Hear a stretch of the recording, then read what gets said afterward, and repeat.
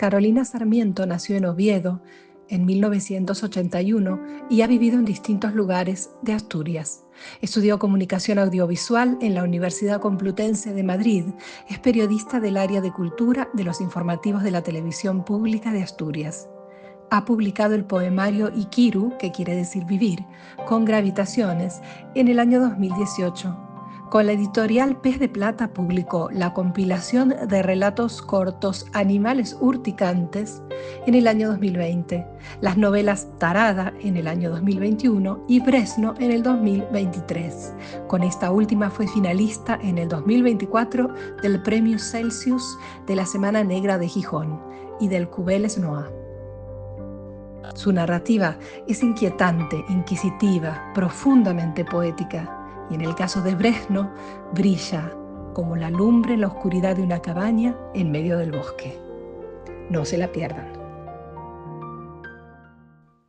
Hola, ¿qué tal, Carolina? Un gusto poder Hola, ¿qué estar tal, con Romina? vos finalmente. Eh, Sí, Gracias por estar acá y gracias por a ti. tu tiempo.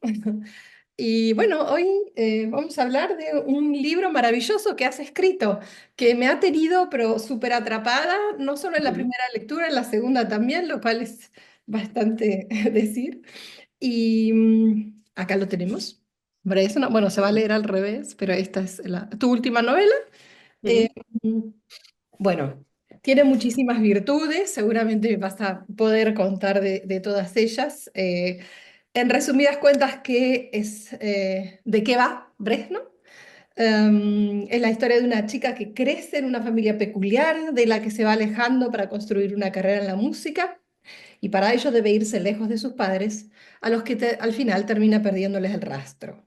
El libro recuerda su niñez y, todo un proceso personal, y bueno, es una historia llena de misterio, llena de claroscuros, y además hay una forma, la forma en que lo has contado, la forma en que has estructurado la novela que genera muchísimo interés. Creo que realmente logra eso de atrapar al lector de la yugular y llevarlo toda la lectura, eh, como creo que fue Cortázar el que usó esa expresión, y realmente es algo que pasa en la lectura de esta novela, que para mí en algunos momentos lo sentía como un cuento de hadas, como un Ujú. cuento tradicional, y otros momentos como una novela negra. Es como que va, para mí va como saltando entre las dos cosas, jugueteando mucho, es para mí muy juguetona.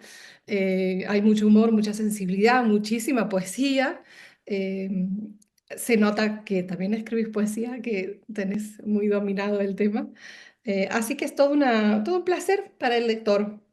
Y esto que te decía, la forma que me pareció particularmente interesante es que usaras esta estructura que apela al lector, la estructura narrativa que apela al lector, de tratar de meterlo en el texto, em, apelando directamente. Creo que me seleccioné algún pedacito. Les pido fe, créanme, aunque parezca una leyenda, ¿no? Estás hablando directamente al lector. Bueno, después si querés contar un poco cómo fue esta decisión de utilizar esto, que por ahí, bueno, pertenece más a la novela negra tradicional o a la escritura, la narrativa decimonónica, pero me llamó la atención. Fue mi primera pregunta frente al texto. ¿Cómo se te ocurrió, para contar esta historia en particular, elegir una forma que apela al lector? Bueno, muchas gracias por la introducción y me alegro mucho que te haya atrapado ahí y que la hayas leído 2 veces, bueno, pues, se agradece. Es buen síntoma. Qué gracia lo del Seguiré mate, ¿eh? leyendo. Lo del mate es Ah, es sine qua non. sí, sí, se os identifica por la calle con el mate. Bueno, mira, es que, apela al lector porque la protagonista, Stanis Otiev, dirige su escrito a la policía. Mi idea era que ella se pone en contacto con unos supuestos, receptores policiales, no sabe quiénes son, si serán detectives, si serán policías comunes, y entonces les quiere contar esta historia intentando que la crean, aunque sea muy difícil creerles. creerla, porque ella lo que está exponiendo es una leyenda, bueno, pues conocida en esa región, pero claro, ella tiene la dificultad enorme de decirles, es que esto es cierto, esto ha sucedido, esto no es una leyenda. Es como si alguien te quiere convencer de que fue a Rumanía y realmente Drácula le mordió. Pues tú no le vas a creer, ¿no? O que te cruzaste con el lobo feroz y quieres convencer a alguien de que eso fue así, que ha sido víctima de una leyenda. Entonces, ella les escribe mostrándole todas las pruebas, todo el periplo que hizo con sus padres hasta llegar a ese pueblo, Bresno, que es el, bueno, sobre el que recae esa leyenda negra. Con lo cual se dirige a ellos con esa voz desesperada de vean mis argumentos, vean por todo lo que pasamos, vean cómo eran mis padres para Ujú. caer en esa trampa de los Zalea. De ahí surge esa interpelación que, claro, que quien la lee parece que se lo están dirigiendo, Claro, ¿no? eso es muy Lo interesante. dirige a ellos. Se plantea como un juego, como, como esa llamada urgente. Más que un juego sí, es un golpear en la puerta para que quien lo lea, en este caso yo me creo que son esos policías, pero claro, que quien lo lee detrás del libro, pues es un lector común. Y Ujú, tiene que decidir lo mismo que los policías, ¿no? Si con todas esas pruebas cree a la protagonista o piensa que está loca y que ujú. es todo mentira, que es todo una leyenda. Ahí está ese Hay juego mucho de ¿te lo juego de eso, crees? ¿Te lo crees o no te lo crees? tal cual. Sí, Yo sí. podría decir si me la creo o no, pero eso no es importante, depende de Eso cada uno. lo vamos a dejar ¿Te que la cada crees o no te la uno. crees? Sí. Sí. ¿Quieres contar un poquitito de esa leyenda? Me parece muy, muy interesante haber Mm, tomado la mitología rural, digamos, mm. como base. Para el que no ha Sí, leído el libro, un poquitito de qué va. claro, tú antes hablabas de los cuentos tradicionales, de las hadas, y va un poco por ahí, ¿no? Esos cuentos negros, Perrault, bueno, y toda esta tradición de cuento europeo negro, del bosque, de las sombras, de los animales salvajes y de las personas malvadas, ¿no? Entonces, Bresno es un pueblo que está en lo alto de una montaña y apenas se sabe nada sobre este pueblo hasta el punto, no sé si con esto estropeo un poco quien no la haya leído, bueno, pues no, su nombre no aparece en los mapas, por ejemplo, se cree que, más que un pueblo, pues que es una leyenda de un pueblo que existió o, bueno, o que forma parte de la tradición oral, pero que realmente ahí pues no habita nadie y esa leyenda de que sus habitantes, que son los Zalea, que son todos miembros de una misma familia, una estirpe que habría habitado ese pueblo a lo largo de los siglos, bueno, esto sí que no lo puedo desvelar, pero tienen una tradición, digamos, negativa para quienes visitan el Ordes. pueblo. No puedo contar mucho más, pero eh, solo ellos habitan ese pueblo. Entonces, bueno, pues acogen muy bien a quien los visita, pero tal vez el desenlace no sea tan positivo, o sí, no lo sé. Es que no lo quiero fastidiar para Sin quien no lo spoiler. haya leído.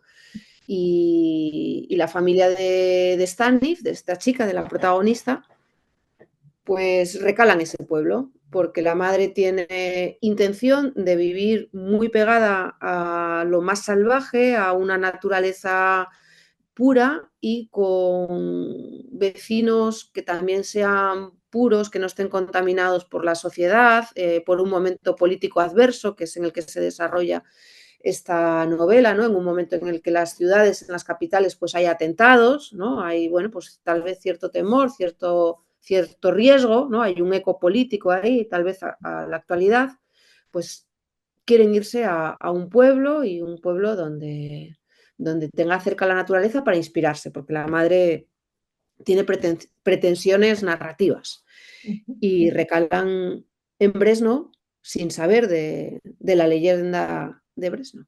Esa es la idea y a mí sí que bueno, me motivaba, me gustaba volver a ese ambiente de cuento, ¿no? Que se mezcle el cuento con la realidad. Los ecos de los cuentos y de la tradición oral, que se filtre y que se mezcle. O sea, que no sepas qué es ficción y qué es realidad, porque realmente los cuentos que no tienen autoría, que no sabemos de dónde viene, pues eso, Pulgarcito, Caperucita Roja, no sabemos quién lo escribió, sino que ciertos autores lo han tomado de las voces populares y bueno, lo han ido contando. Realmente tiene un origen real, ¿no? Dicen que toda leyenda tiene un origen de verdad, ¿no? Que se ha basado en algo, ¿no? Flautista de Jamelín, ¿no?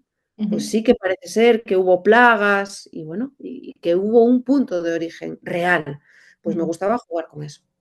A lo que después se suma la fantasía y va construyendo. Eso Realmente es. esta atmósfera de cuento de hadas y de duendes, para mí era de duendes.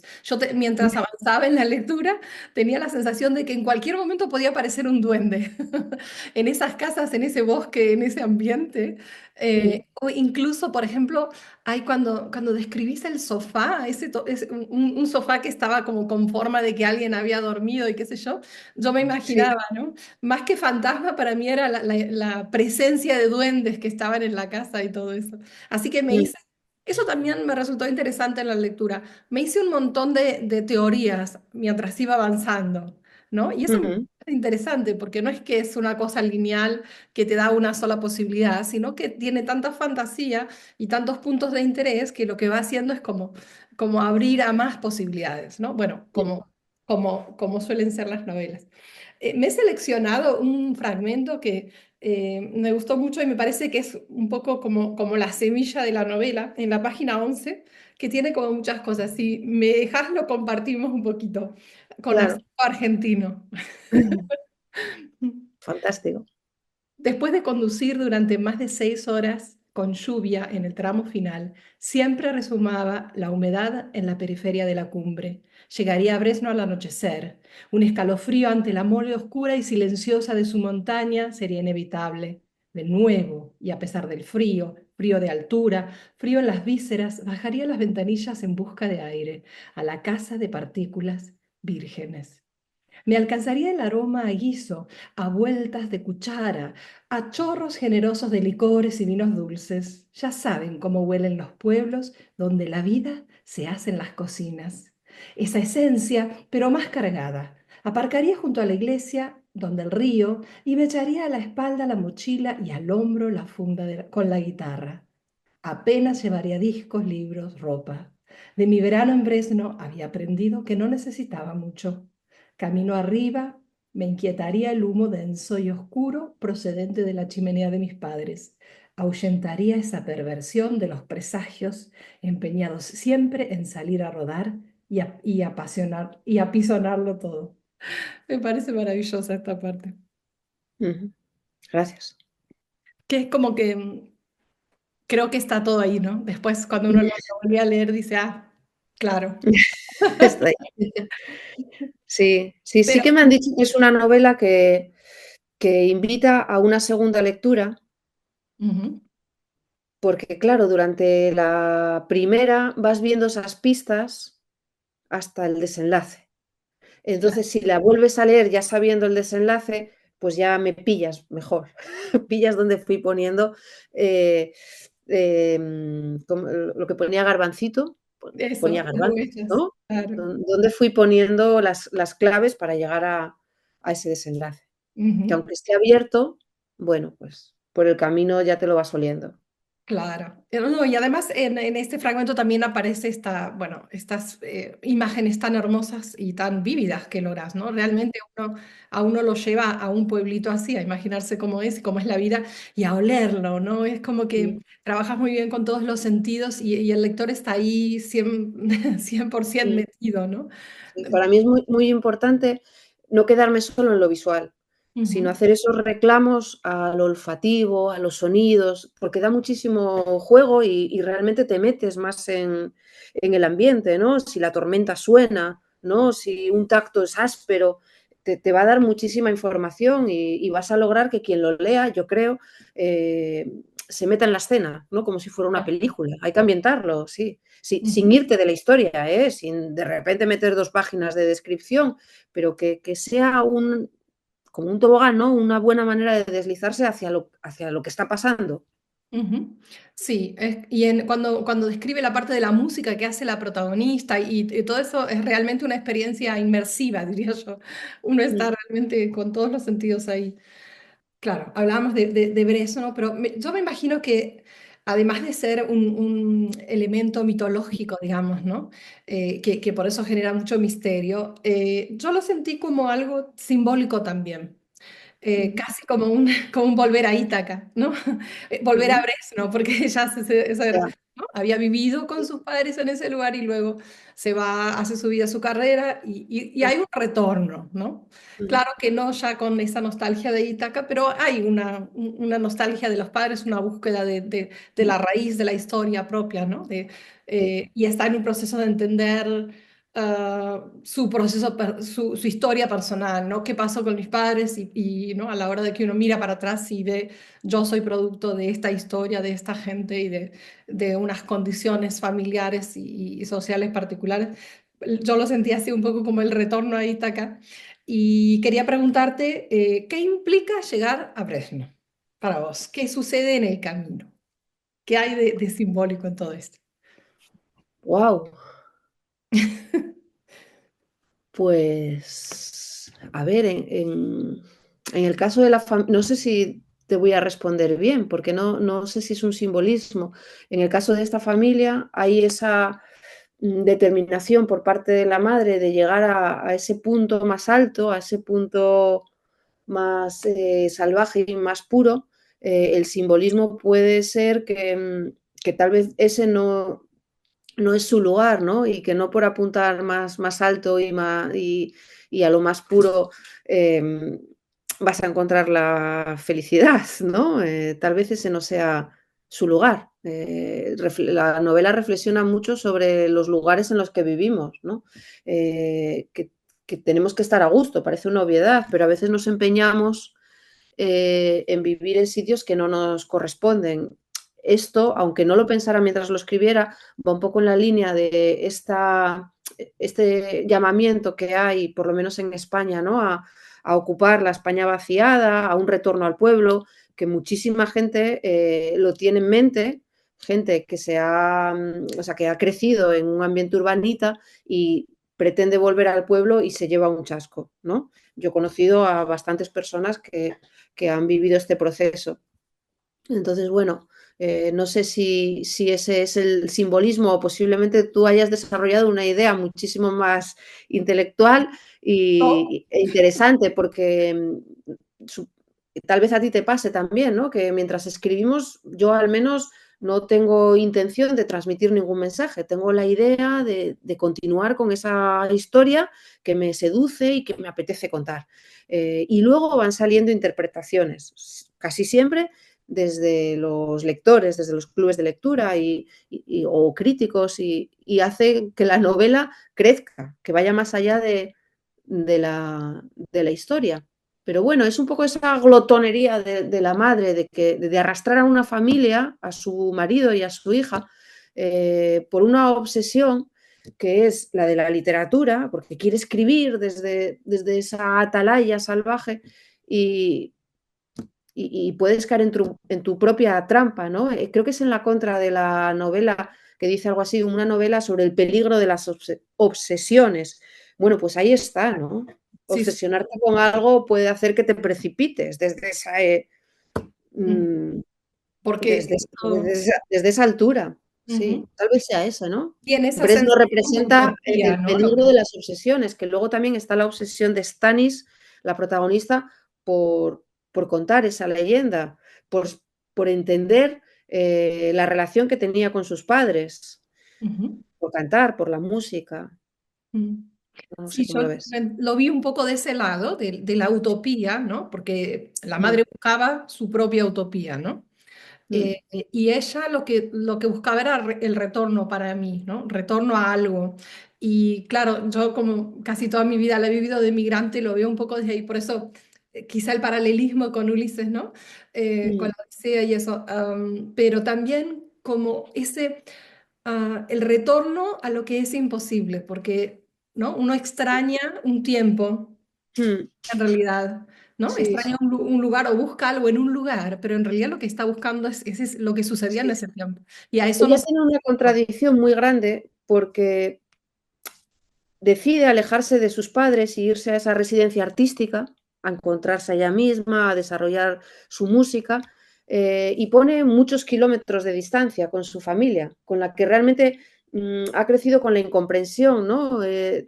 Bueno, eso sucede en algunas familias, que los hijos no se entienden muy bien con los padres, y bueno, es ese tipo de niña. Y a pesar de poner toda esa distancia, no logra separarse sentimentalmente de ellos, ¿no? Supongo que eso también sucede con la inmigración, ¿no? Que tienes un océano de por medio, pero parte de tu ser continúa al otro lado, ¿no? Es inevitable, es un desarraigo. Y eso, bueno, nada, eso quería decir, que ella tiene esa contradicción entre la voluntad de querer volar libre, de querer ser independiente, de querer ser ella, con sus aficiones, pero al mismo tiempo siente una culpabilidad porque sus padres han quedado en Bresno, a ella ya le olía mal lo que pasaba allí y no ha vuelto, ¿no? Entonces, no deja de tener esa sensación de mala hija, ¿no? Los he dejado, pero no me atrevo a volver a por ellos. Yo les escribo, pero ellos no me responden. ¿Qué será de ellos? Yo estoy aquí feliz, he hecho amigos por primera vez, estoy haciendo canciones, componiendo, he encontrado mi lugar, he encontrado mi ciudad, que es Méligo, que es una ciudad abierta, marítima, cosmopolita, artística, y está plena por primera vez en su vida. Pero tiene ahí una sombra, que es la sombra de su familia, de sus padres y de la extrañeza de Bresno. Tal cual. Se juega esa tensión entre abrir las alas y volar, e irse lejos, y Sí. el hilo rojo ese que todavía la Es, tiene atada, ¿no? Que puede ser que se exacto. estire, pero en algún momento la vuelve a llevar al punto de Sí, donde y a los lanzó las alas. sueños le vuelve, claro. En las canciones inevitablemente escribe sobre eso Ujú. y sin querer, pues a través de sus letras está esparciendo, ¿no? La leyenda de Bresno. Claro, Y tal hay quien cual. va a sus conciertos y le dice, no, no cantes sobre esto. Bueno, en fin. Y en la historia hay un Stanislav Rekmiev, Requiem, sí, Requiem, que Requiem. parece ser muy importante, muy Sí, inspirador para la madre sobre todo, pero ella también tiene sus momentos de leer mm, con afición la novela, la obra de este hombre, a la que mm, retorna en algún momento. Y además, bueno, se llama Stanis, ¿no? sí, O sea, no podemos evitar poner atención en algo tan importante. Y yo me mm, pregunto si hay algún Stanislav sí. en tu vida. ¿Cuál es Ajá, sí, Stanislav? sí. Bueno, cuando creé el personaje de Stanislav Requiem, ya es que ya no me acuerdo, Rekhmiev, dice.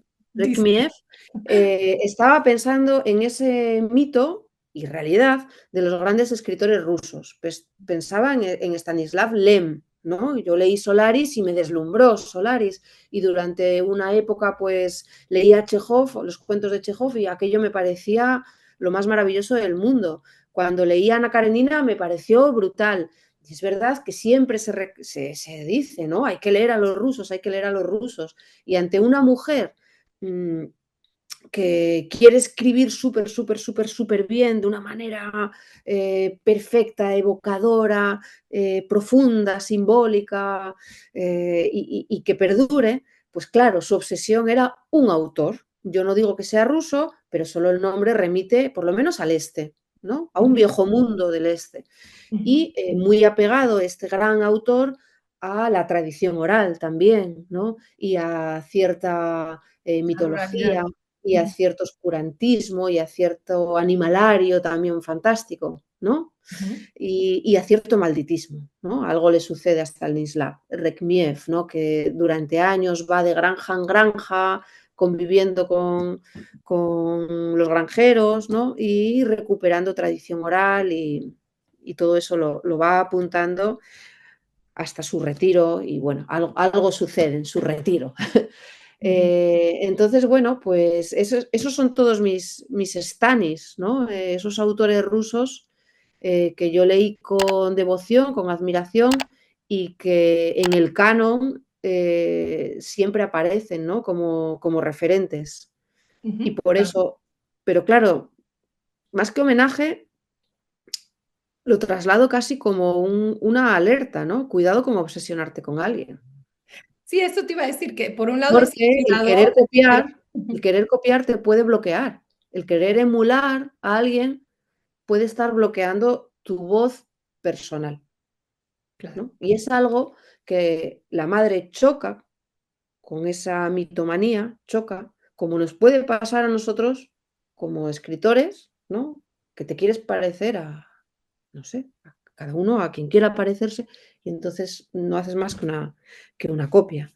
Y la hija, que es compositora, es letrista, sí que rompe con eso. Aunque ella cae en Stanisław también, es un poco un homenaje, un recuerdo a su madre y un poco coleccionismo también, se obsesiona con coleccionar primeras ediciones de este autor, se obsesiona con aprender el idioma de este autor, bueno, cae en la mitomanía, tal vez obsesiva, pero respecto a su voz personal, en las canciones, en las letras, no choca.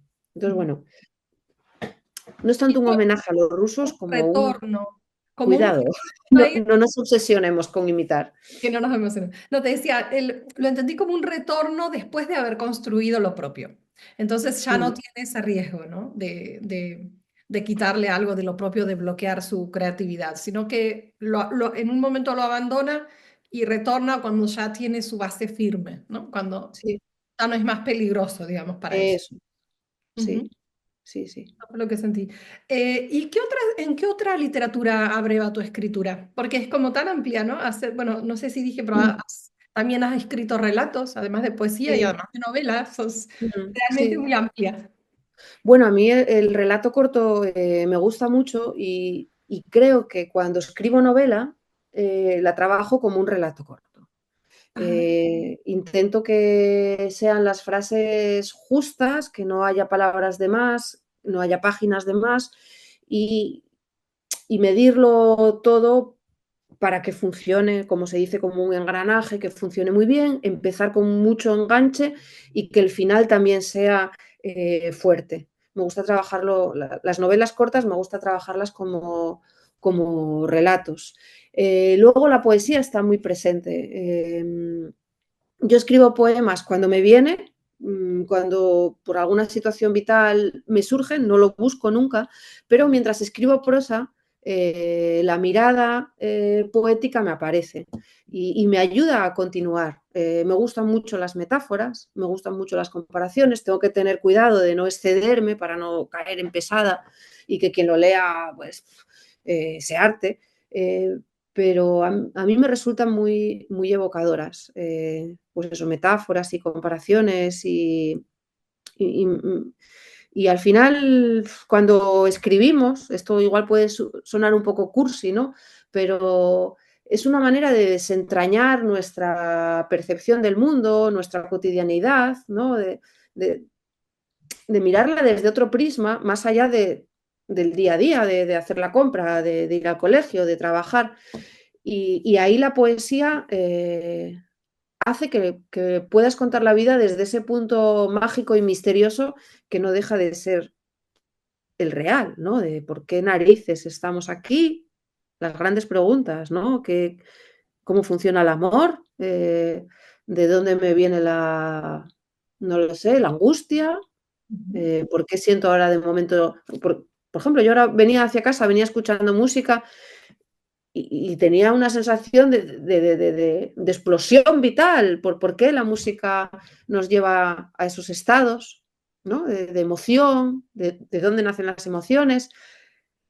Y creo que la poesía en prosa ayuda muchísimo a entender de dónde le puede venir a Stanis su gusto por la música, la extrañeza de la relación con su madre. Sí. Y he leído de todo. Claro, yo tengo un niño pequeño, bueno, ya tiene 9 años, pero claro, en los últimos años hemos leído muchos cuentos y puede que me hayan influido, la verdad.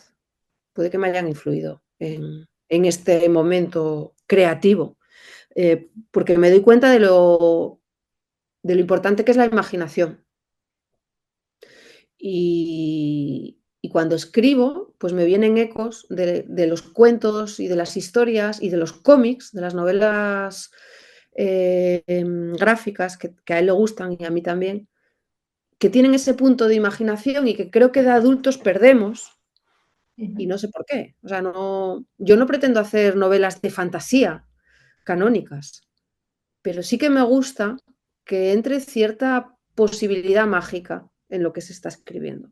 ujú, Puede que sea influencia de los cuentos infantiles, leídos ujú. desde la perspectiva adulta. Y creo que eso, como te decía, se siente, ¿no? Parece que siempre, en todo momento de la novela, hay una puerta abierta a lo, ¿no? A lo fantástico que puede entrar o no, pero sabemos que está, la posibilidad siempre está y se va sintiendo. Es realmente muy peculiar y muy agradable. Ahí encontré algo, un momento donde decís, hay palabras que conectan directamente con un sentimiento, sonidos que son certeros, puros, transmisores inocuos de lo que culebrea por dentro, pero no siempre sucede traducción. ¿Vale? ¿No? Me gustó mucho todo esto sobre la producción artística, sobre el proceso de Sí, producción artística, sobre la sensibilidad del artista. Acá lo haces a través de la música, pero creo que también es aplicable a la sí, sí, literatura, sí. ¿no? En momentos Sí, también. esa parte a mí me gusta especialmente porque es la que a mí me invitó a reflexionar sobre el proceso artístico y los riesgos del proceso artístico, que tal vez no somos conscientes de que cuando escribimos estamos haciéndolo desde nuestra propia memoria, desde nuestros recuerdos, desde nuestros sentimientos, nuestras relaciones, y estás exponiéndote, ¿no? Sin duda. No digo exponiéndote a quien lo vaya a leer, sino exponiéndote a ti misma, ¿no?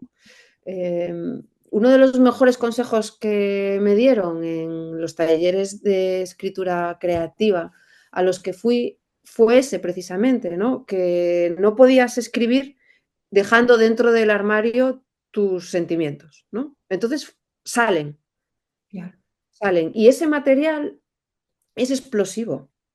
Porque claro, no, yo no convierto las novelas en diarios, pero sí que trabajo con mi manera de sentir o con reflexiones que te, te- te circulan en la cabeza, pero que no sacas, porque en el lenguaje oral es muy difícil ponerse a filosofar de manera constructiva. Sin embargo, tú sola, escribiendo, vas saliendo esas intuiciones que tienes de la vida, esos miedos, esos amores, no lo sé, esas ambigüedades, van saliendo, van tomando forma, pero salen desde dentro, ¿no?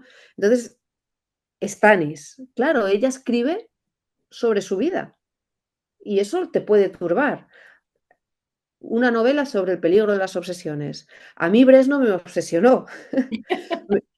A mí me Te obsesionó enganchaste en tu muchísimo. propia creación. Y fueron meses sobre todo en la reescritura, ¿eh? Claro, sí, sí. Cuando revisamos la novela, em, me obsesioné mucho buscando la palabra más certera para definir esos sentimientos. Y Ujú, bueno, el proceso creativo tiene esos riesgos y tiene esa maravilla, ¿no? Tiene esa duplicidad. Por eso tal vez lo hace tan atractivo, o por eso engancha tanto, ¿no? ujú.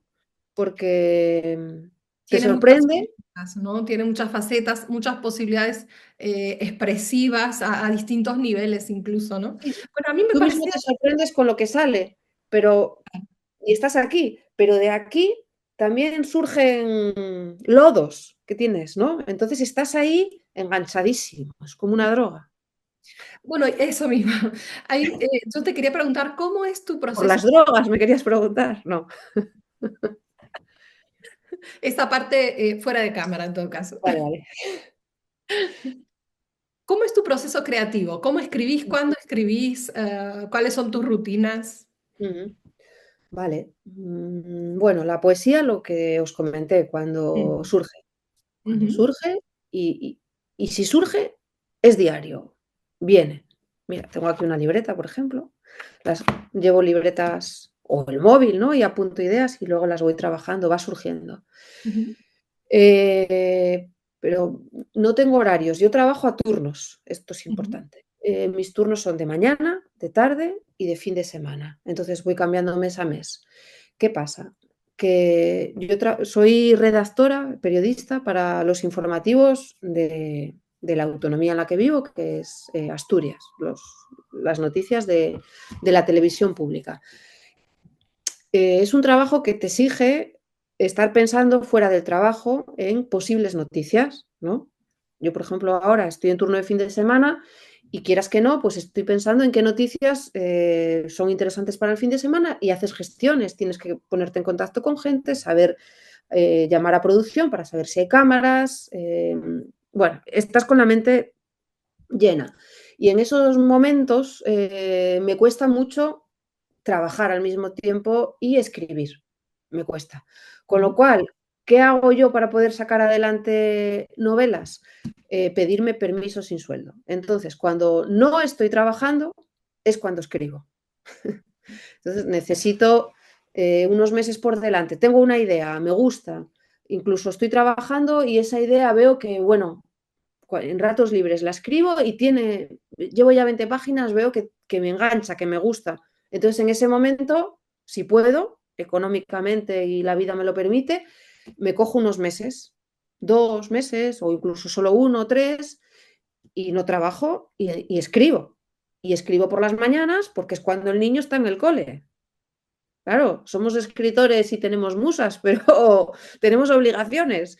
Y esto no sé si está contado del todo, claro, a nivel general, ¿no? Son pocos los escritores que pueden tener una vida en exclusiva dedicada a la escritura. Lo bonito es que cuando no trabajo y solo escribo, eh, puedo hacer una parte complementaria e importantísima de la escritura para mí, que es pasear y pensar.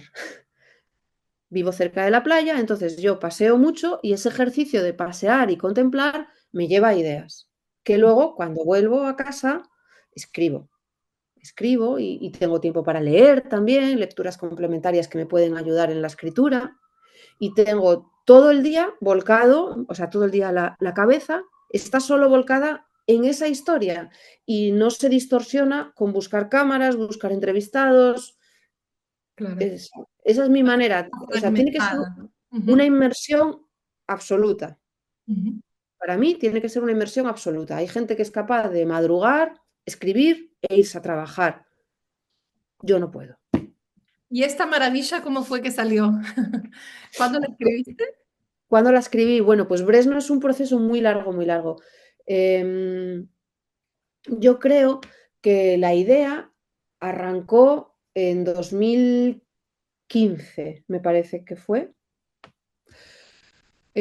con motivo de la visita a un pueblo al que se habían ido a vivir los padres de unos amigos. El padre se jubiló, era profesor de instituto, pero también era artista, pintor.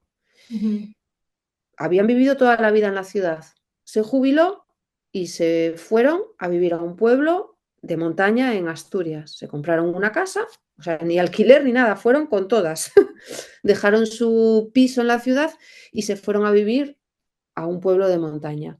Y cuando los fuimos a visitar, nos llamó la atención cómo los vecinos de ese pueblo les habían acogido, lo bien que les habían acogido, ¿no? ajá. Les llevaban animales, les bajaban al pueblo si hacía falta en coche, porque no tenían coche ellos, les ayudaron con la huerta, les invitaban a sus casas, les ponían la chimenea si era necesario. Era un pueblo muy pequeño, con muy pocos habitantes, ellos eran los nuevos y les acogieron súper bien.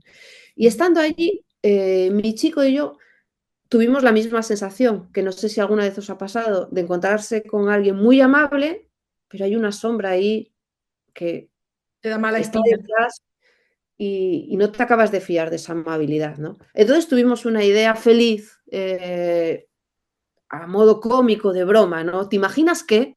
El principio Puntos del fin. suspensivos. Y hay unos puntos suspensivos, ¿no? ¿Te imaginas que estos vecinos en realidad lo que quieren es puntos suspensivos? No se puede decir porque es el final de la novela. Ujú. Y me gustó esa idea y dije yo, pues la voy a escribir. Y empecé a escribirla. Pues eso, en 2015, digamos que fue la primera idea, pero la novela no salió hasta 23. 2022, yo creo, o 23. 23, 23. Pues precisamente por esto, porque tuve que encontrar momentos meses para escribir. Ujú.